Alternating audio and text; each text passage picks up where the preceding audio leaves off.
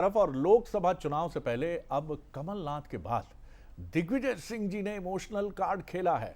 चाचौड़ा में, जो कि उनका अपना क्षेत्र है, पदयात्रा के समापन पर दिग्विजय सिंह जी ने कहा कि मैं जनता से माफी मांगता हूं। दिग्विजय सिंह ने कहा कि गलती के लिए मुझे माफ कर दीजिए। पिछले चुनाव में हमसे गलती हो गई, गलती की वजह से हमें पिछली बार दंड मिला, लेकिन अब दंड मत दीजिए, अब पुरस्कार दीजिए। बिटवीन द लाइन ये बात है। लेकिन क्यों कह रहे हैं दिग्विजय सिंह ऐसा, पहले सुनते हैं दिग्विजय सिंह जी ने क्या कुछ कहा है। बहुत बड़ी खबर है, ये बहुत बड़ी खबर है कि दिग्विजय सिंह जी ने माफी मांगी है। तो सबसे बड़ी खबर यह भी है आज की मध्य प्रदेश की राजनीति की। सुनिए क्या कुछ कहा है। हो सकता है कांग्रेस पार्टी से या हमसे, हमारे परिवार से कोई गलती हुई हो।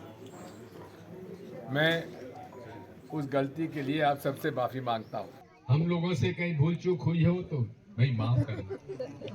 माता जी मंदिर के सामने हम माफी मांगे। आपने हजारों वोटों से हमको जिताया, फिर शिवनारायण जी को, फिर छोटे साहब को, लेकिन पिछले चुनाव में पता नहीं हम लोगों से क्या गलती हो गई, पता नहीं कौन सा हमसे जुर्म हो गया, सो आपने बहुत बड़ी सजा दे दी।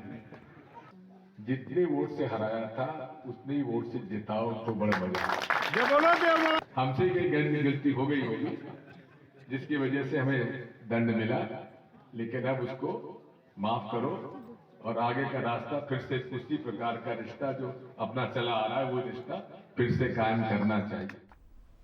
चलिए, तो आप देख रहे थे कि दिग्विजय सिंह के माफी, अब ये जनता के ऊपर है, हम यहाँ बैठ के स्टूडियो में कैसे तय कर लेंगे।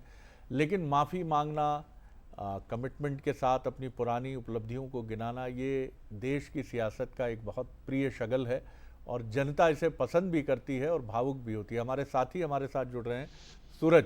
सूरज, दोनों ही नेता जिस तरह से बात कर रहे हैं कि भैया हमको माफ़ी दे दो, हमसे गलती हो गई, दिग्विजय सिंह जी का समझाइए। राजगढ़ संसदीय क्षेत्र की तरफ ही इशारा है उनका, और हमने ये भी सुना है कि रोडमल नागर जी भी कुछ इसी तरह की बात वहाँ कर रहे हैं। मुझे नहीं पता क्योंकि उनका कोई वीडियो हमारे पास नहीं है, लेकिन ऐसी कुछ बातें हमने सुनी है। किस तरह आप देखते हैं दिग्विजय सिंह जी भी और कमलनाथ जी भी अब इमोशनल कार्ड, भावनात्मक एक कार्ड के साथ सामने हैं जी। देखिए सर जी, कमलनाथ तो कई बार कह चुके हैं, कई मंचों पर इस प्रकार का वक्तव्य दे चुके हैं, लेकिन दिग्विजय सिंह एक ऐसे नेता हैं जो हमने देखा है कई बड़े बयानों को देने के बावजूद भी कभी पीछे नहीं हटे, किसी बयान पर माफी नहीं मांगी। लेकिन राजगढ़ लोकसभा की यदि चाचौड़ा विधानसभा की बात करें तो जहां पर पिछली बार लक्ष्मण सिंह चुनाव हार गए थे, और यही कारण है कि जब वो चुनाव प्रचार करने कल पहुंचे तो स्पष्ट तौर पर एक भावुक अंदाज में वो कहते नजर आए कि आखिर हमसे क्या गलती हुई जिसकी सजा आपने पिछले चुनाव में हमें दी। क्योंकि ये वही सीट है जहां से पहले शिवशंकर जी को चुनाव जिताया, छोटे साहब यानी कि लक्ष्मण सिंह को लगातार वहां से विधायक का चुनाव जिताती जनता आई। लेकिन पिछले विधानसभा चुनाव में आखिर क्या भूल हुई, क्या गलती हुई जिसकी सजा उन्हें मिली, और अब वो खुद राजगढ़ से लोकसभा चुनाव के में प्रत्याशी हैं। ऐसे में कहीं ना कहीं भावुक अंदाज में अपील करते हुए नजर आ रहा है, क्योंकि हम देखते हैं चुनाव के समय कई बार भावनात्मक अपील बहुत जनता के मन तक पहुंच जाती है और कई बार मन भी परिवर्तन होता है कि हाँ हमारे क्षेत्र के राजा हैं, मुख्यमंत्री रहे हैं और इस प्रकार से माफी मांग रहे हैं, तो इस बार इन पर भरोसा जताया जाए तो कहीं ना कहीं इसको जी बिल्कुल सूरज। और ये भी हम जानते हैं कि ये चुनाव बहुत महत्वपूर्ण है।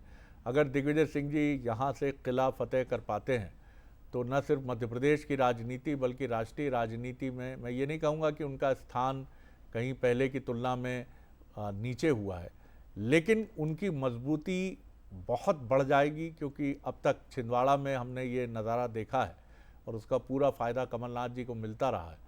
लेकिन अगर राजगढ़ में किला फतेह कर पाते हैं दिग्विजय सिंह जी, जो आसान नहीं है, बहुत कठिन चुनौती है, संघ के प्रभाव वाला क्षेत्र है और पूरी संघ के संगठन जो हैं वो सारे लोग लगे हुए हैं, लेकिन फिर भी अगर वो हासिल कर पाते हैं तो ये बहुत बड़ी उपलब्धि होगी। देखते हैं, नतीजे बताएंगे। बहुत